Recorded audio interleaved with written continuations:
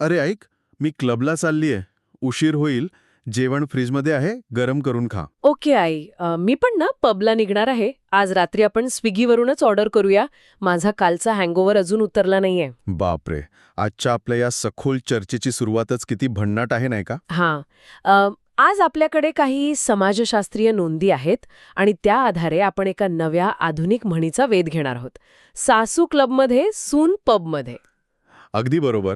म्हणजे पूर्वी कसं असायचं, घरात सासूची दहशत आणि सून कायम दबावाखाली. पण आता चित्र पूर्ण बदललंय. हो ना. घरातील ही जुनी सत्ता समीकरणे इतक्या झपाट्याने आणि अशा मजेशीर पद्धतीने कशी काय बदलली, मला तर खूप उत्सुकता आहे यावर बोलायची. यामागे केवळ हे एखादं फॅड नाहीये बरं का. याला एक भक्कम आर्थिक आणि सामाजिक कारण आहे.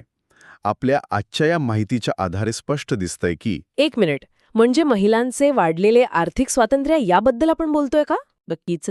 आर्थिक स्वातंत्र्य आणि जुन्या त्याग करण्याच्या संकल्पनेला मिळालेला स्पष्ट नकार. स्त्रियांनी केवळ कुटुंबासाठी जगण्याऐवजी आता स्वतःचा आनंद शोधायला सुरुवात केली आहे. अच्छा, म्हणजे हे अगदी एखाद्या जुन्या पारंपरिक कंपनीचं अचानक कोवर्किंग स्पेसमध्ये रूपांतर झाल्यासारखं आहे. को वर्किंग स्पेस हे भारी उदाहरण आहे. हो, म्हणजे बघ ना, पूर्वी घरात एकच बॉस असायचा आणि बाकीचे नुसते कर्मचारी. पण आता घरातले सगळे सदस्य आपापले लॅपटॉप आणि आयुष्य घेऊन एकाच छताखाली राहत असले तरी प्रत्येकाचा बॉस तो स्वतःच असतो. एक्झॅक्टली.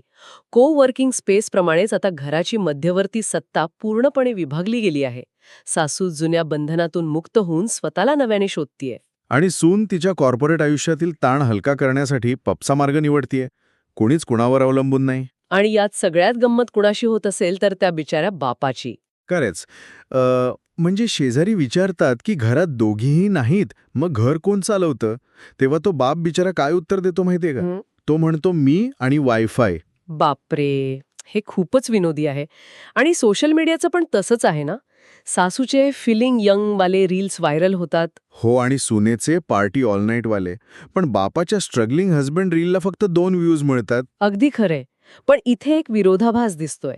घरातील पुरुष आता फक्त पडद्यामागचा संघर्ष करणारा घटक उरलाय, तर स्त्रिया या मॉडर्न जगाशी उत्तम जुळून घेत आहेत. पण थांब, मला इथे एका गोष्टीला आव्हान द्यावंसं वाटतं.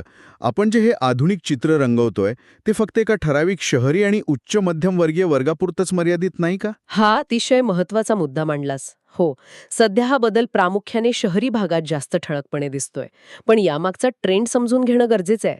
म्हणजे जसजसा आर्थिक स्तर उंचावतो आणि तंत्रज्ञान